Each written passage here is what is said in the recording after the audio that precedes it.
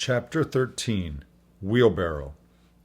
Next morning, Monday, after disposing of the embalmed head to a barber for a block, I settled my own and comrade's bill, using, however, my comrade's money.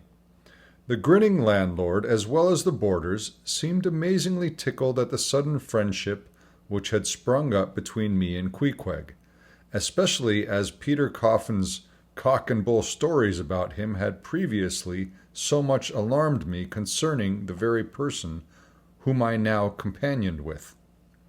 We borrowed a wheelbarrow, and embarking our things, included my own poor carpet-bag and Queequeg's canvas sack and hammock, away we went down to the Moss, the little Nantucket packet schooner moored at the wharf.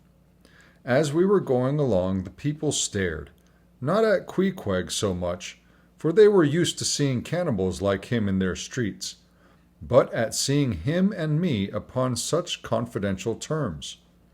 But we heeded them not, going along wheeling the barrow by turns, and Queequeg now and then stopping to adjust the sheath on his harpoon barbs. I asked him why he carried such a troublesome thing with him ashore, and whether all whaling ships did not find their own harpoons. To this, in substance, he replied, that though what I hinted was true enough, yet he had a particular affection for his own harpoon, because it was of assured stuff, well tried in many a mortal combat, and deeply intimate with the hearts of whales. In short, like many inland reapers and mowers who go into the farmers' meadows armed with their own scythes, though in no wise obliged to furnish them, even so Queequeg, for his own private reasons, preferred his own harpoon. Shifting the barrow from my hand to his, he told me a funny story about the first wheelbarrow he had ever seen. It was in Sag Harbor. The owners of his ship, it seems, had lent him one, in which to carry his heavy chest to his boarding-house. Not to seem ignorant about the thing, though in truth he was entirely so, concerning the precise way in which to manage the barrow, Queequeg puts his chest upon it, lashes it fast, and then shoulders the barrow and marches up the wharf. "Why," said I, "Queequeg, you might have known better than that, one would think. Didn't the people laugh?"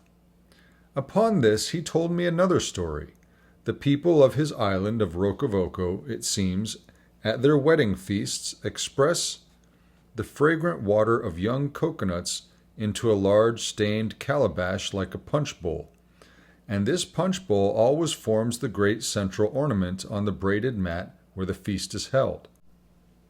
Now a certain grand merchant ship once touched at Rokovoko, and its commander, from all accounts a very stately, punctilious gentleman, at least for a sea captain, this commander was invited to the wedding feast of Queequeg's sister, a pretty young princess just turned of 10. Well, when all the wedding guests were assembled at the bride's bamboo cottage, this captain marches in, and being assigned the post of honor, placed himself over against the punch bowl, and between the high priest and his majesty the king, Queequeg's father. Grace being said, for those people have their grace as well as we, though Queequeg told me that unlike us, who at such times look downward to our platters, they, on the contrary, copying the ducks, glance upwards to the great giver of all feasts. Grace, I say, being said, the high priest opens the banquet by the immemorial ceremony of the island, that is, dipping his consecrated and consecrating fingers into the bowl before the blessed beverage circulates. Seeing himself placed next the priest, and noting the ceremony, and thinking himself, being captain of a ship, as having plain precedence over a mere island king, especially in the king's own house, the captain coolly proceeds to wash his hands in the punch bowl, taking it, I suppose, for a huge finger-glass. "Now," said Queequeg, "what you tink now? Didn't our people laugh?" At last, the passage paid, the luggage safe, we stood on board the schooner. Hoisting sail, it glided down the Acushnet River. On one side, New Bedford rose in terraces of streets, their ice-covered trees all glittering in the clear, cold air.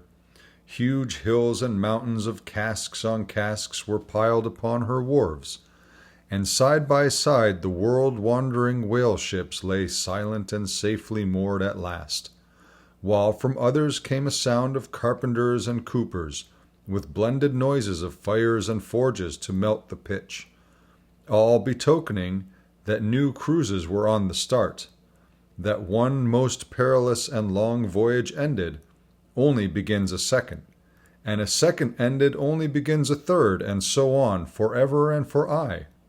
Such is the endlessness, yea, the intolerableness of all earthly effort. Gaining the more open water, the bracing breeze waxed fresh. The little Moss tossed the quick foam from her bows, as a young colt his snortings. How I snuffed that Tartar air! How I spurned that turnpike earth! That common highway, all over dented with the marks of slavish heels and hoofs, and turned me to admire the magnanimity of the sea, which will permit no records.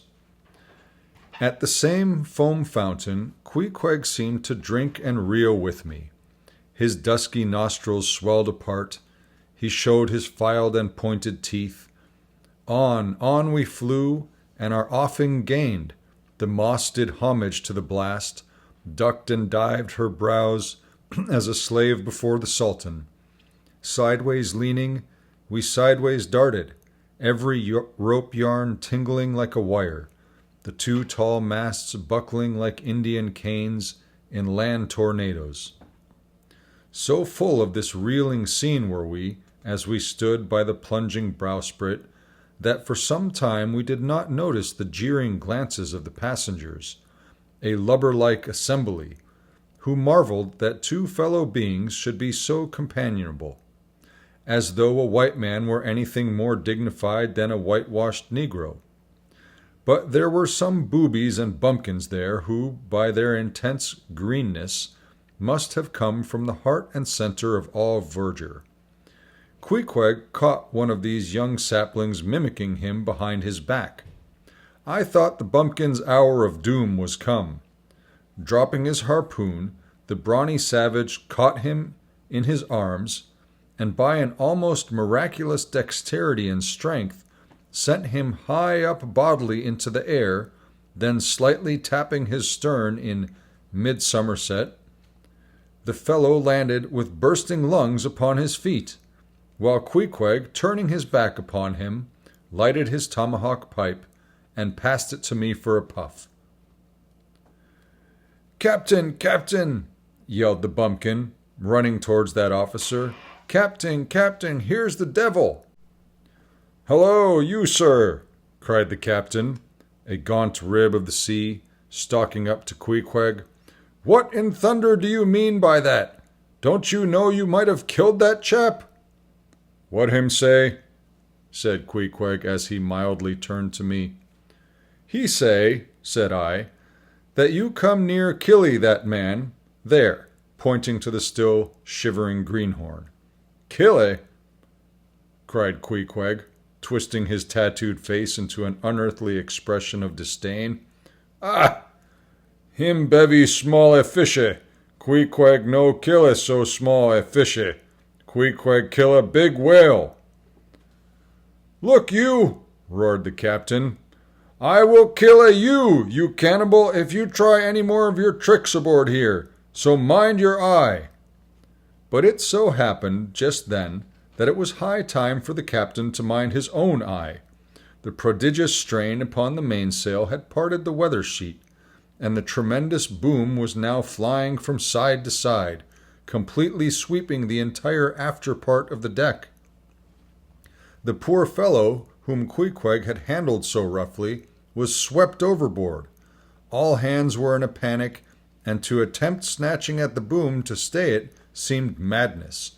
It flew from right to left and back again, almost in one ticking of a watch, and every instant seemed on the point of snapping into splinters. Nothing was done, and nothing seemed capable of being done. Those on deck rushed toward the bows and stood eyeing the boom as if it were the lower jaw of an exasperated whale. In the midst of this consternation, Queequeg dropped deftly to his knees, and crawling under the path of the boom, whipped hold of a rope, secured one end to the bulwarks, and then flinging the other like a lasso, caught it round the boom as it swept over his head. And at the next jerk, the spar was that way trapped, and all was safe.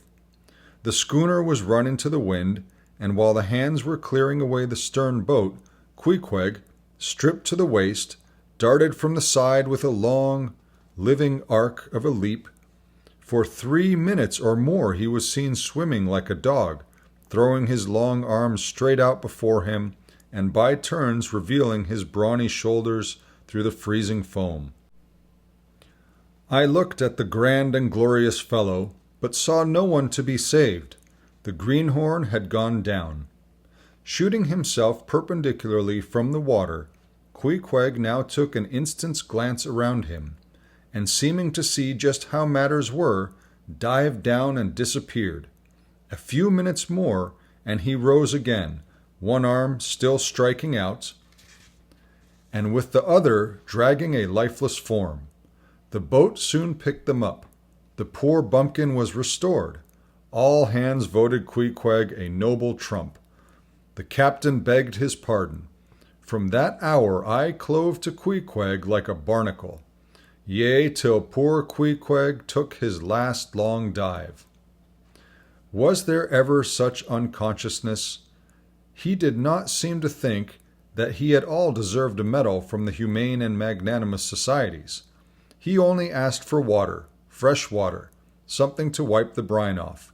That done, he put on dry clothes, lighted his pipe, and leaning against the bulwarks and mildly eyeing those around him, seemed to be saying to himself, "It's a mutual joint stock world in all meridians. We cannibals must help these Christians."